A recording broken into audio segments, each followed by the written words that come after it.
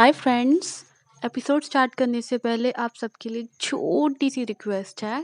मैं यहाँ पे नई हूँ, मुझे आपके साथ और प्यार की बहुत ज़रूरत है। प्लीज़ गाइस मुझे सपोर्ट करें, मेरे चैनल को सब्सक्राइब करें। Please please please please please guys मेरा साथ दें। तो अब हम एपिसोड स्टार्ट करते हैं। तो पार्ट 7 की शुरुआत में हम देखते हैं जिया लूशन के घर पर होती है। बहुत ही रोमांटिक मोमेंट चल रहा होता है। तभी उसके फोन पे अलार्म बजता है और वो उसे कहती है कि टाइम पूरा हो गया है। और फिर वो जल्दी से उसे बाय करके भाग रही होती है। तो लूशन उससे पूछता है कि जिया अगर तुम जा कहाँ रही हो। तो जिया कहती है कि तुम भूल गए क्या, तुमने तो मुझे रेंट लेने का काम दिया था और मैंने कहा था कि कैश में देना। अब मैं पहली बार कैश लेने जा रही हूँ, तो मुझे तो बहुत मजा आएगा, मैं बहुत अच्छा फील करूंगी। तो लूशन कहता है कि तो आखिर तुमने कैश में क्यों बोली, तुम्हें रिग्रेट होगा। तब तक जिया यहाँ से भाग जाती है। और अब दूसरी तरफ जब जिया रेंट लेने पहुंचती है तो उसे पता चलता है कि रेंट इतना कम नहीं है, बल्कि काफी ज्यादा है। वो सोचने लगती है कि आखिर मैं इतना सारा कैश लेके कैसे जाऊंगी। तभी अंकल जिया से कहते हैं कि तुम एक छोटी सी लड़की हो, आखिर इतना पैसा कैसे लेके जाओगी। एक काम करते हैं, मैं तुम्हारे घर पे ये कैश लेके आ जाऊंगा कल। जिया कहती है कि नहीं, ये मेरा कैश है और मैं ये खुद ही लेके जाऊंगी। और जिया फिर इस गोनी में सारा कैश भर लेती है। फिर कहती है ये हुई ना बात, अब मैं बड़ी सेफ्टी से लेके जाऊंगी। और जिया होटल से बाहर निकल के सोचती है कि अभी तक कार क्यों नहीं आई। तभी इतने में एक लड़की से टकराती है। ये दोनों एक दूसरे को पहचान जाते हैं और जिया उससे कहती है कि ग्रेजुएशन को कितना टाइम हो गया, हम फिर मिल गए।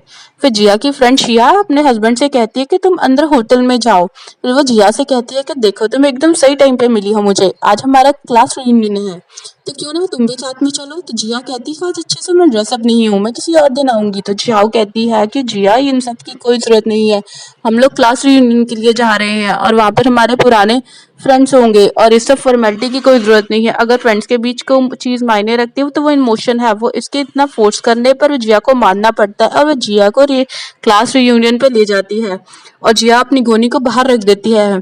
तो शाओ सभी से कहती है कि आप अब सबने से पहचाना, ये हमारी फ्रेंड जिया है।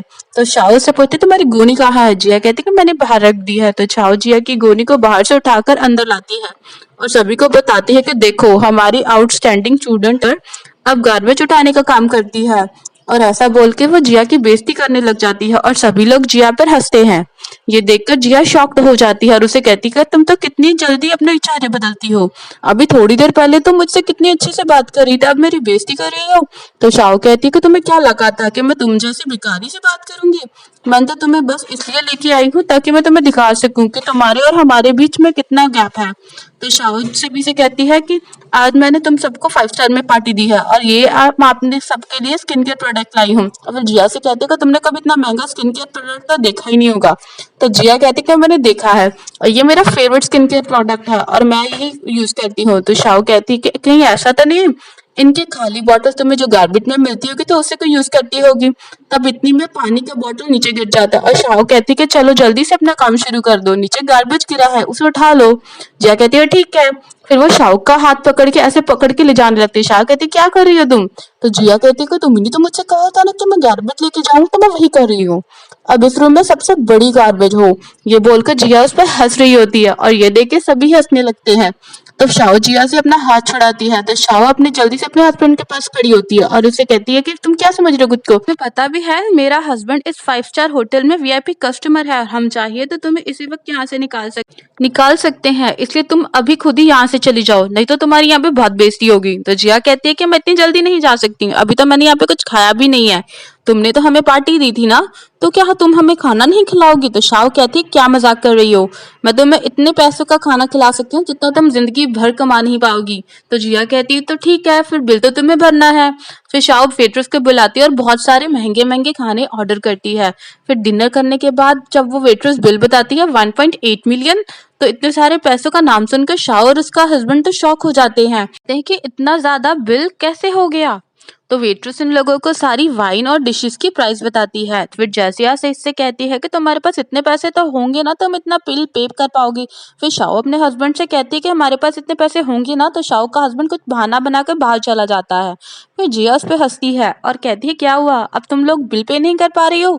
चाओ कहती है कि ज्यादा हंसने की जरूरत नहीं है, तुम कौन सी महान हो, तुम कहीं ये तो नहीं सोच रही कि अपने गौनी के सामान यूज करके इस बिल को पे करोगी। तो जिया कहती है तुम तो एकदम सही कर रही हो। फिर जिया अपनी गोनी उठाती है, ये कितना वजन है इसमें, फिर इसमें से सारे पैसे निकाल निकाल कर इन लोगों को दिखाती है और ये लोग देखकर शॉक हो जाते हैं कि जिया के पास इतने सारे पैसे हैं। फिर शाओ जिया से कहती है कि मुझे पता है तुमने ये सारे पैसे चुरा कर लाई हो, रुको मेरा हस्बैंड होटल के ओनर को बुलाने गया है, देखो तुम्हारे साथ क्या होगा। तभी शाओ का हस्बैंड होटल के ओनर को ले आता है और उसे बताता है कि बॉस देखो ये वही लड़की है जिसने आपके होटल में से पैसे चुराए हैं। फिर जैसे ही होटल ओनर जिया को देखता है वो इसे एक स्लैप मारता है और कहता है कि तुम क्या बकवास कर रहे हो। तो शाओ का हस्बैंड कहता है कि आप क्या कर रहे हो, चोरी उसने की है और आप मुझे मार रहे हो। तो होटल ओनर कहता है कि तुम मेरे लिए काम करते हो, मैं उसके लिए। तुम्हें पता भी है ये आखिर हमारा होटल 5 स्टार क्यों है, क्योंकि हमारा होटल लू ग्रुप कंपनी की जमीन पर बना है और ये कोई और नहीं लू ग्रुप कंपनी के बॉस की वाइफ है। तो ये सुन के सभी शॉक हो जाते हैं कि जिया तो इतनी रिच है। फिर जिया कहती है कि बॉस मैंने देखो अपना पैसा तो भर चुकी हूँ, इनके हिस्से का पैसा ये खुद भरेंगे। तब आप समझ ही गए होंगे कि आपको क्या करना होगा। फिर ये होटल ओनर शाओ के हस्बैंड को चलाता है और इसे कहता है कि तुम्हारी जॉब से निकाल रहा हूँ और अगर तुमने खाने का बिल नहीं भरा तो फिर वेट करो, अब पुलिस ही तुम्हें बताएगी। अब शाओ का हस्बैंड उस पर चिल्ला रहा होता है कि तुम पागल हो गई थी क्या जो इससे पंगा लिया। जिया ने भाई करके बोलती है, जिया का हस्बैंड भी इसे छोड़ के चला जाता है और इसी के साथ हमारा आज का पार्ट यहीं पे खत्म होता है। Bye bye.